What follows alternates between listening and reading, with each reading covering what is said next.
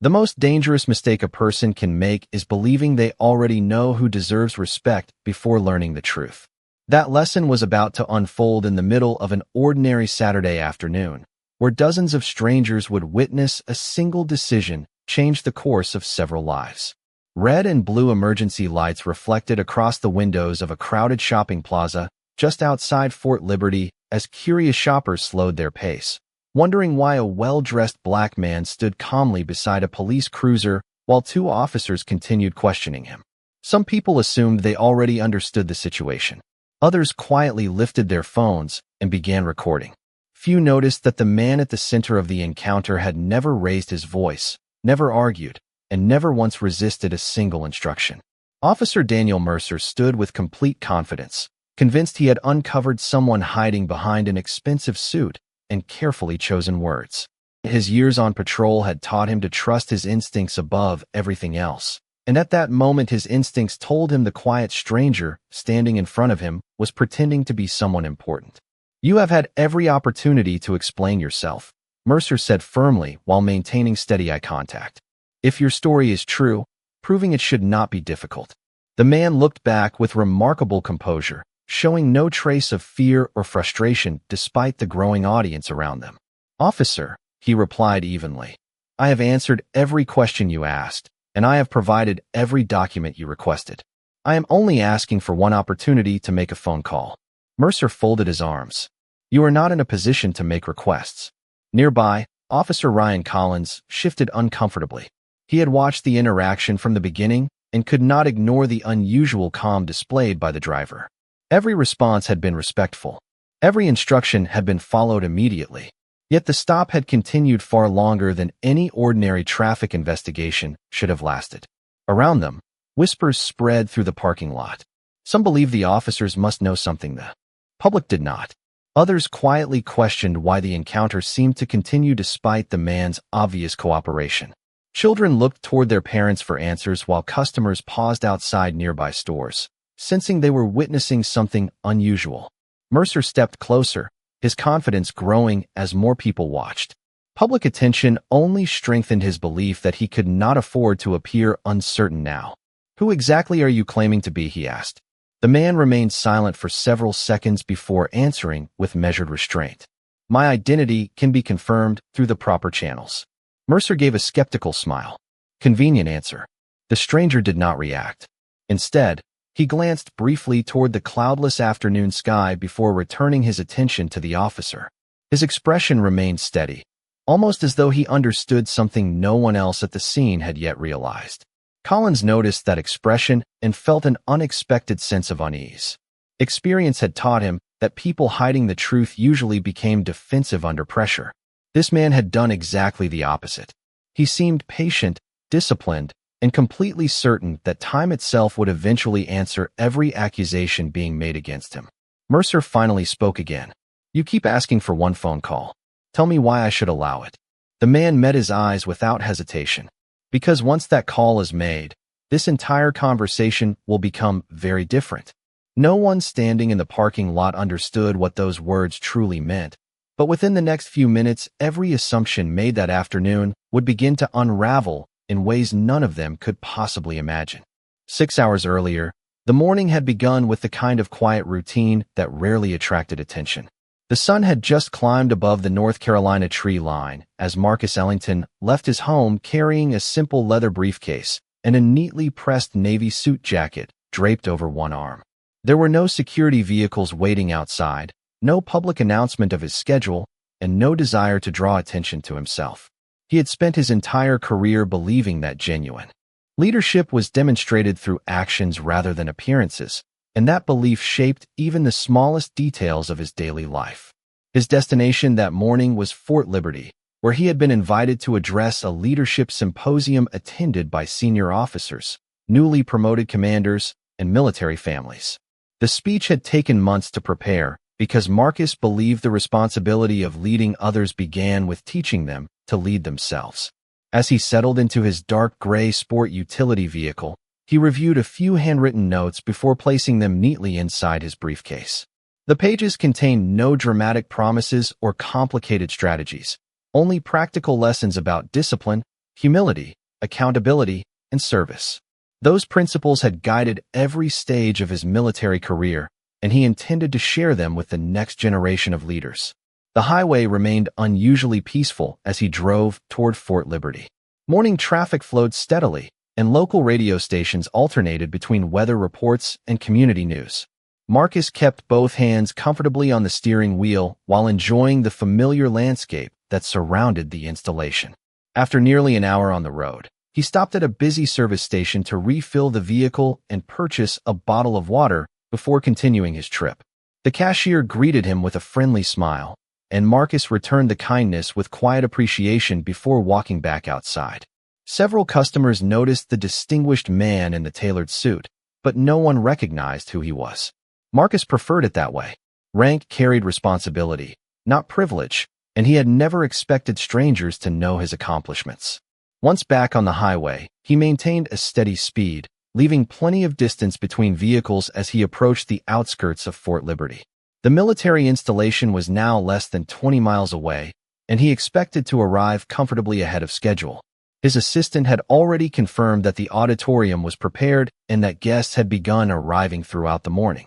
Marcus glanced briefly at the dashboard clock before returning his complete attention to the road. The day appeared perfectly ordinary, and nothing suggested that it would soon become one of the most memorable afternoons of his career. Several miles later, he noticed a marked police cruiser merging onto the highway behind him. At first, he paid little attention, assuming the officer would continue toward another destination. Instead, the patrol vehicle remained several car lengths behind for nearly a mile before its emergency lights suddenly illuminated. Marcus checked his mirrors, signaled carefully, and guided his vehicle onto the wide shoulder with practiced calm. He shifted the transmission into park, turned off the engine, lowered the driver's side window, and placed both hands where they could be seen easily. Years of military discipline had taught him that cooperation often prevented unnecessary misunderstanding. He watched quietly through the side mirror as the patrol car came to a stop behind him. A tall white officer stepped out, adjusted his duty belt, and began walking toward the driver's window with measured confidence. Marcus offered a polite greeting as the officer reached the vehicle, unaware that the next conversation would transform an ordinary traffic stop into an event that would soon draw the attention of an entire military command.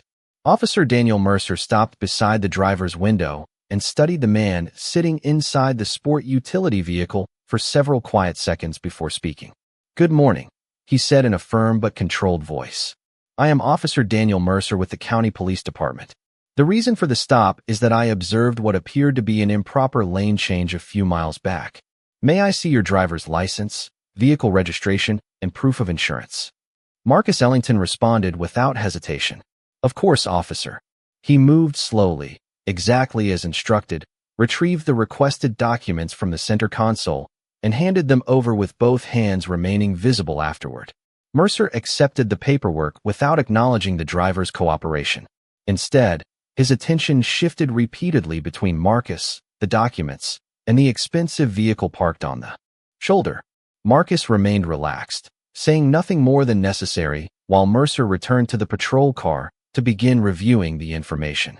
A few moments later, Officer Ryan Collins arrived as backup, parking behind the first patrol vehicle before walking over. Mercer handed him the documents. "Run everything again," he said quietly. Collins looked over the license, registration, and insurance card before entering the information into the patrol computer.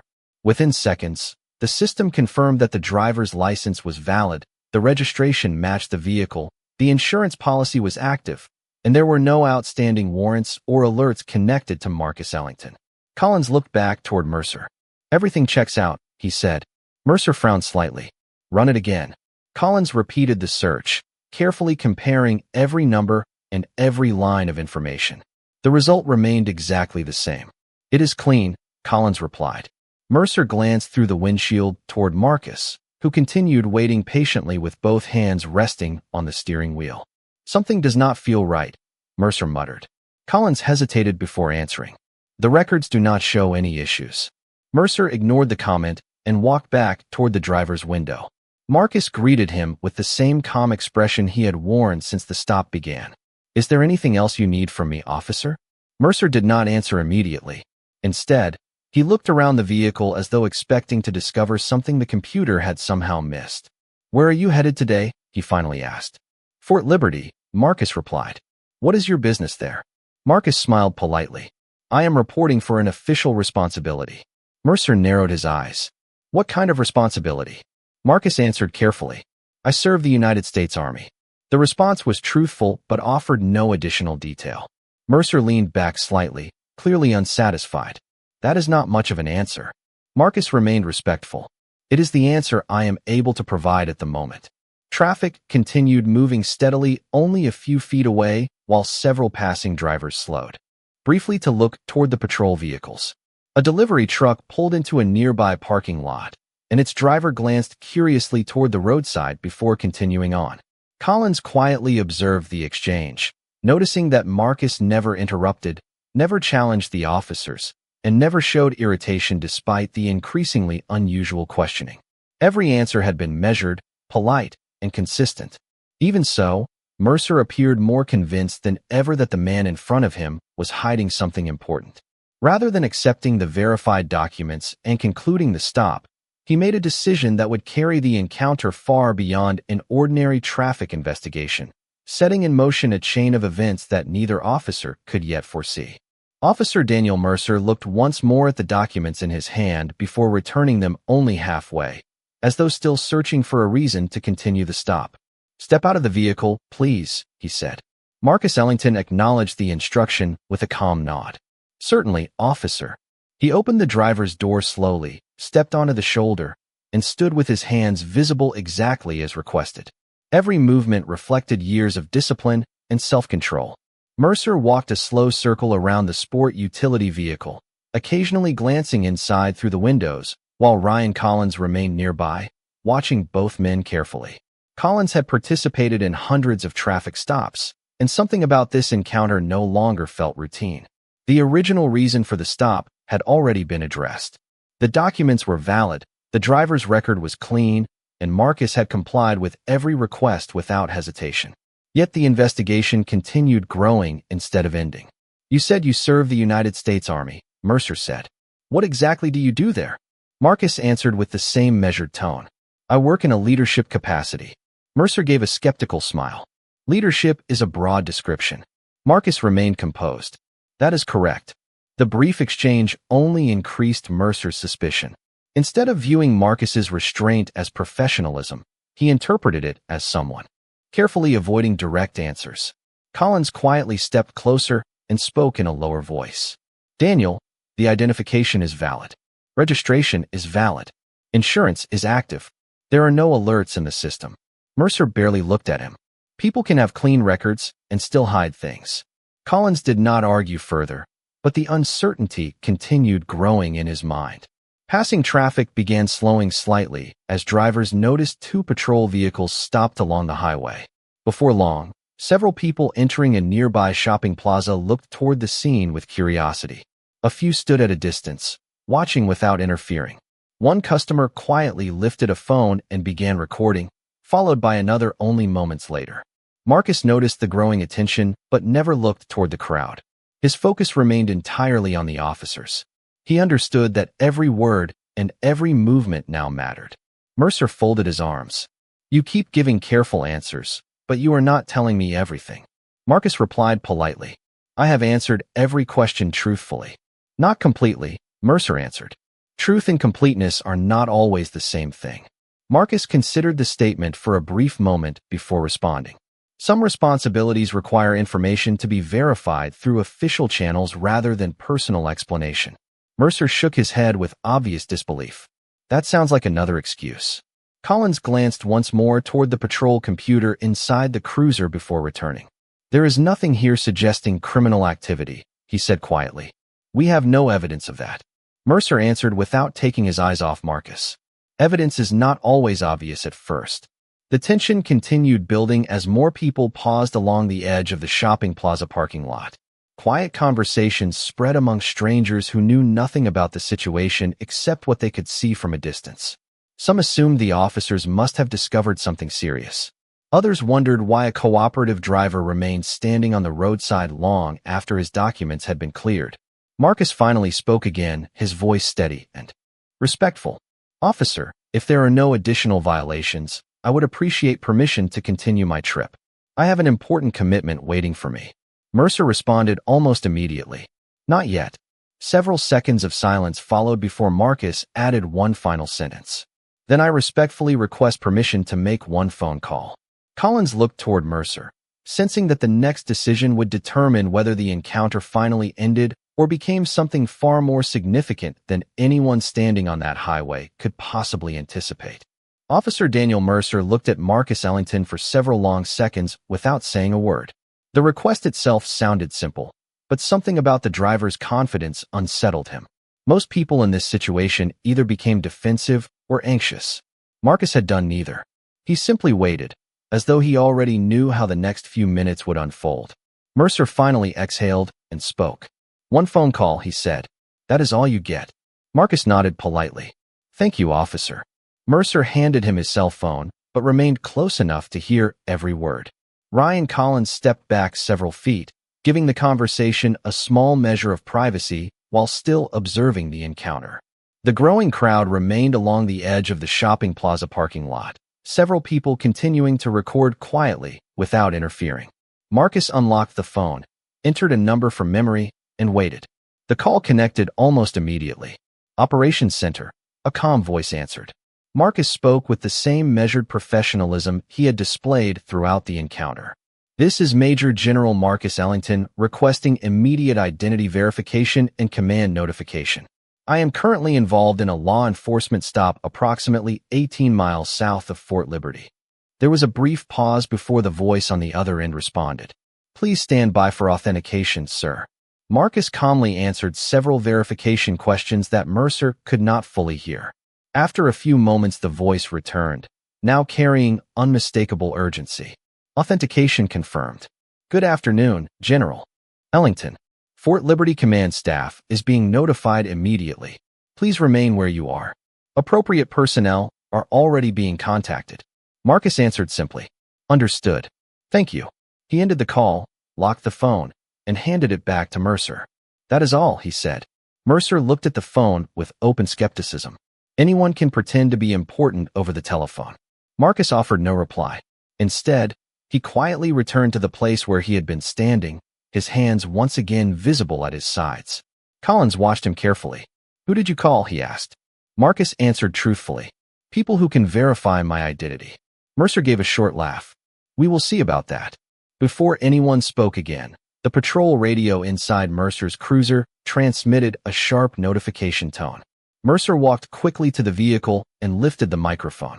"Unit 12, go ahead." Dispatch answered in an unusually careful voice. "Unit 12, confirm your current location and remain on scene until further notice." Mercer frowned. "Is there a problem?" The dispatcher paused briefly before replying. "We have received official communication requesting that the scene remain exactly as it is. Additional authorized personnel are responding."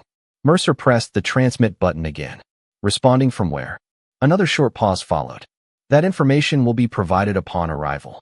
The radio went silent. Mercer slowly lowered the microphone, clearly irritated by the lack of explanation. Collins noticed the change immediately. Dispatch almost never issued instructions in that tone unless another agency had become involved. He glanced toward Marcus, who remained completely composed, neither smiling nor showing satisfaction. The crowd sensed that something had changed as well. Quiet conversations spread from one person to another while more phones were raised to capture whatever might happen next. Mercer walked back toward Marcus, determined not to let uncertainty show on his face. "Whatever game you think you are playing," he said firmly, "it is not going to intimidate me." Marcus met his eyes with quiet confidence. "Officer, this has never been about intimidation. It has only been about allowing the facts to arrive." In the distance, the faint outline of several approaching vehicles appeared on the highway, moving steadily toward the location where every assumption made that afternoon was about to be tested against the truth. The approaching vehicles became clearer with every passing second. They traveled without emergency lights or sirens, maintaining a steady speed as they exited the highway and entered the shopping plaza access road. Officer Daniel Mercer watched them with growing curiosity, still convinced that whatever was about to happen would confirm his own judgment rather than challenge it. "Looks like someone is taking your story seriously," he said with a faint smile. "That does not mean it is true." Marcus Ellington remained exactly where he had been standing. "The truth does not become stronger because people believe it," he replied calmly. "It simply arrives when the facts do." Ryan Collins noticed that the atmosphere around the scene had changed completely. The small crowd that had gathered only minutes earlier now stood quietly, sensing that something important was unfolding. Several people lowered their voices while continuing to record from a respectful distance. No one knew who Marcus really was, but everyone recognized that this had become far more than an ordinary traffic stop. The first vehicle rolled to a controlled stop several yards behind the patrol cars. A second government sport utility vehicle followed, along with a military police vehicle displaying the markings of Fort Liberty. The doors opened almost simultaneously. A group of uniformed personnel stepped out with calm, deliberate movements. Leading them was Colonel William Harper. He approached Officer Mercer first, extending professional courtesy before speaking. "Good afternoon. I am Colonel William Harper from Fort Liberty. We received official notification regarding an identity verification request connected to this location." Mercer nodded cautiously. "The individual claims to be someone important. We are still determining exactly who he is." Harper did not react to the comment. "May I speak with him?" Mercer hesitated, briefly before stepping aside. Harper walked toward Marcus and stopped a respectful distance away. "Sir, I am Colonel William Harper. Before we proceed, I would like to verify your identity through official procedures." Marcus acknowledged him with a slight nod. "Of course, Colonel." After receiving permission from Mercer, Marcus reached slowly into the inside pocket of his suit jacket and removed a military identification wallet. Harper accepted it carefully and compared the credentials with secure information displayed on a government device carried by another military officer. No one spoke while the encrypted verification completed. The only sounds were passing traffic and the quiet breeze moving through the nearby trees. After several long moments, the device displayed its confirmation. Harper examined the information one final time before closing the identification wallet. He returned it respectfully to Marcus, stepped backward, straightened his posture, and rendered a precise military salute. "Good afternoon, Major General Marcus Ellington," he said clearly enough for everyone nearby to hear. "Fort Liberty apologizes for the delay. Your staff has already adjusted today's schedule, and we are prepared to escort you to the installation whenever you are ready." Silence settled across the parking lot. Officer Daniel Mercer's expression changed instantly as the confidence he had displayed throughout the encounter gave way to visible disbelief. Ryan Collins lowered his eyes for a brief moment, realizing that every document, every computer check, and every answer Marcus had provided had been accurate from the very beginning.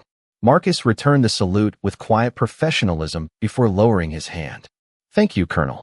Before we leave, I believe today's events should be documented exactly as they occurred." Harper nodded without hesitation. "They already will be, sir." At that moment, Mercer finally understood that the most significant part of the afternoon had never been the traffic stop itself. It was the complete record of every decision made before the truth had finally arrived. Colonel William Harper lowered his salute before turning toward the officers with the same calm professionalism that Marcus Ellington had displayed throughout the afternoon. There was no anger in his expression and no attempt to embarrass anyone standing beside the highway. Instead, his attention remained fixed on ensuring that every step taken from that moment forward followed the proper procedures. "General," Harper said respectfully, "Fort Liberty has already notified the appropriate offices. They are requesting that every detail surrounding this encounter be preserved exactly as it occurred." Marcus nodded once. "That is all I have wanted since the beginning." Officer Daniel Mercer remained silent. Only minutes earlier, he had been certain that instinct alone justified continuing the stop despite every document confirming the driver's identity and legal status. Now the certainty that had guided each decision had been replaced by quiet disbelief. Ryan Collins stood beside the patrol vehicle, replaying the encounter in his mind. Marcus had never argued. He had never ignored an instruction. He had never raised his voice. Every answer had been truthful, every document legitimate, and every action respectful. Collins realized that the facts had pointed toward the truth from the very beginning. Another government vehicle arrived moments later. A man in a dark business suit stepped out carrying a secure document case and approached Colonel Harper with a brief handshake before introducing himself. Inspector David Monroe, Department of Defense Inspector General. Harper acknowledged the introduction before turning toward Marcus. Sir, Inspector Monroe has been informed of the situation. Monroe greeted Marcus respectfully before addressing everyone present. Our responsibility today is not to assign blame. Our responsibility is to preserve facts. Every available record connected to this encounter will be collected so the complete sequence of events can be reviewed accurately.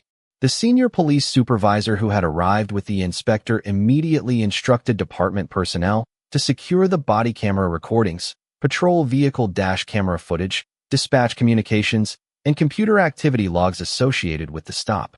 Monroe then asked whether any witnesses had recorded portions of the encounter. Several people from the shopping plaza quietly stepped forward and volunteered videos captured on their mobile phones. Monroe thanked each of them, carefully noting the approximate time every recording had begun.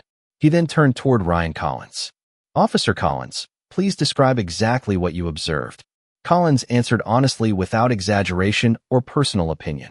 He explained that the driver's license, vehicle registration, and proof of insurance had all been verified successfully during multiple computer checks.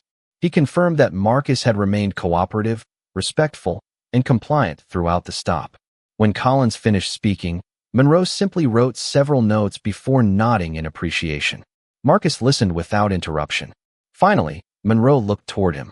General Ellington, would you like to make an official statement at this time? Marcus answered in the same composed voice that had never changed throughout the afternoon. Only this. Institutions earn public trust when they are willing to examine difficult moments honestly. I believe the evidence should speak before anyone reaches conclusions. His words settled over the gathering with unexpected weight. Even the bystanders who had continued recording lowered their phones slightly, recognizing that the conversation had become larger than a single traffic stop. It had become a demonstration of how professionalism and accountability should function when assumptions collided with documented truth. As Inspector Monroe secured the final evidence log inside his case, he informed both agencies that a formal review would begin immediately. Colonel Harper then turned back toward Marcus. Sir, Fort Liberty is ready whenever you are. Marcus glanced briefly toward the highway before answering calmly. Then let us continue the mission we started this morning, and let the record preserve everything that happened along the way. As the evidence collection came to an orderly conclusion, the atmosphere surrounding the highway's shoulder became noticeably different from the uncertainty that had defined the previous hour. There were no raised voices, no celebration, and no attempt by anyone to turn the moment into a public spectacle.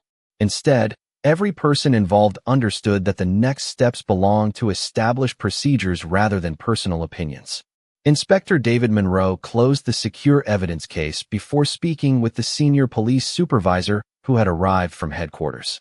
The Department of Defense Inspector General has completed evidence preservation, he said. From this point forward, your department will continue its administrative process using the complete record that has been secured today. The supervisor acknowledged the statement with a respectful nod before turning toward Officer Daniel Mercer. His tone remained calm, professional, and unmistakably official. Officer Mercer, effective immediately, you are being relieved from field duty, pending the outcome of an internal administrative review. Please accompany me back to the station so the required procedures may begin. Mercer stood silently for several moments. Throughout his career, he had believed confidence was one of an officer's greatest strengths. Yet standing beside the highway, he realized confidence without objective evidence could easily become a liability. He gave a slow nod without argument. Understood, he answered quietly. Ryan Collins watched the exchange with mixed emotions. He respected his fellow officer, but he also understood that accountability existed to protect both the public and the integrity of law enforcement.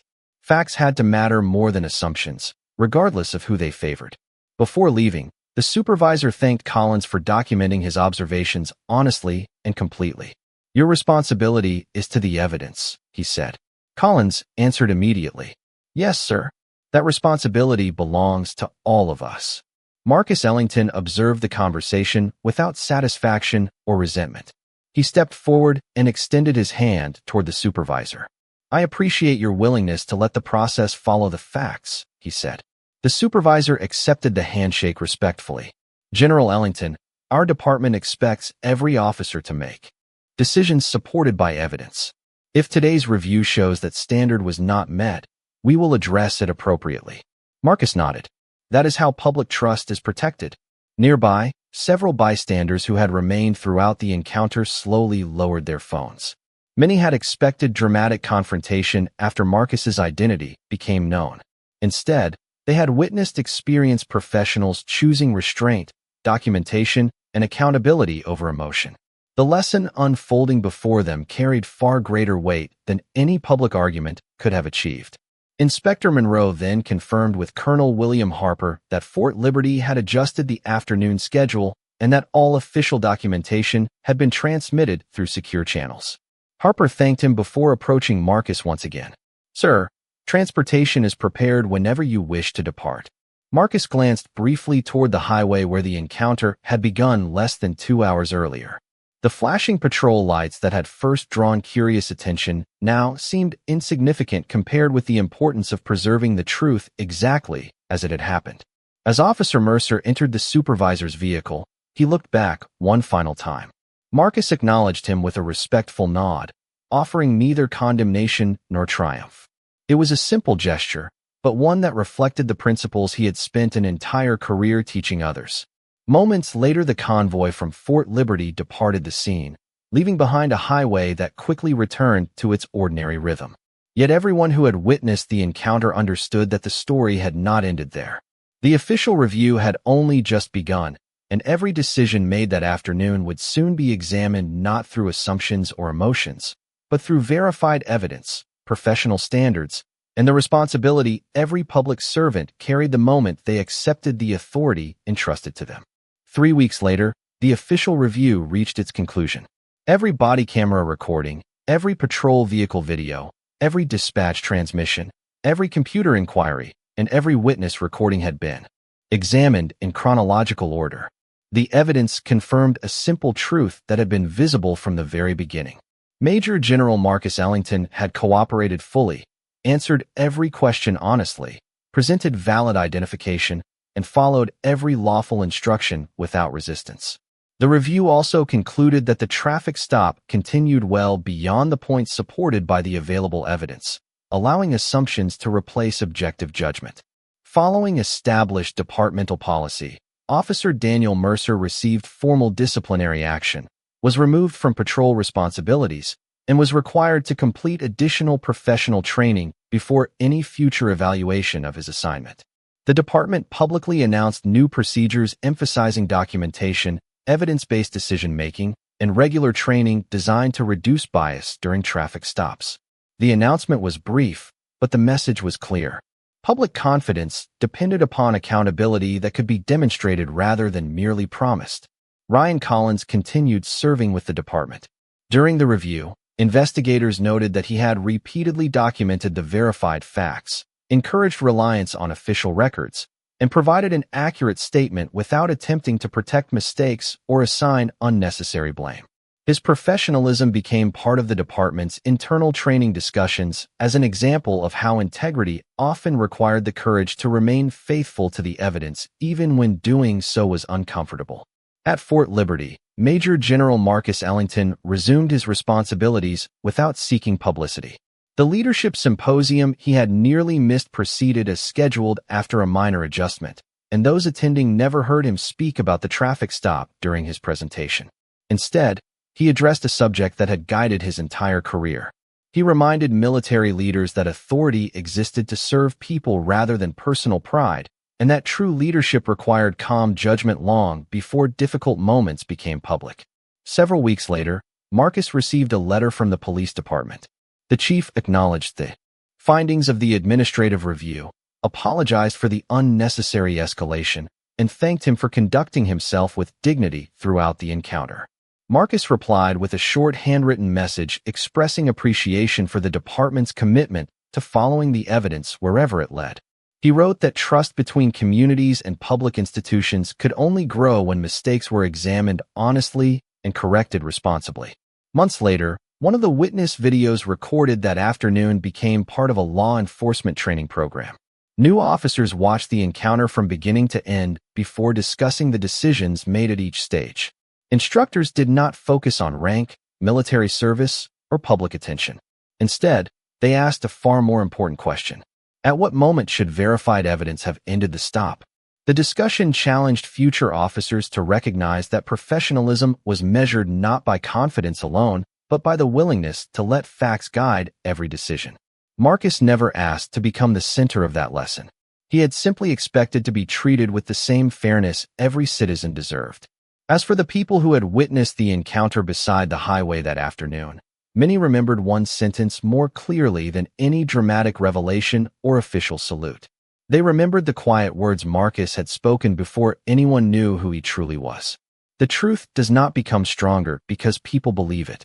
It simply arrives when the facts do. In the end, his identity explained his position, but it was his character that earned lasting respect. The uniform he wore in service to the nation carried great honor. Yet the greatest example he offered came without medals, without ceremony, and without raising his voice. He demonstrated that dignity could remain steady even when confronted by unfair assumptions, and that lasting justice was achieved not through anger or revenge, but through patience, truth, accountability, and the courage to allow integrity to speak louder than prejudice.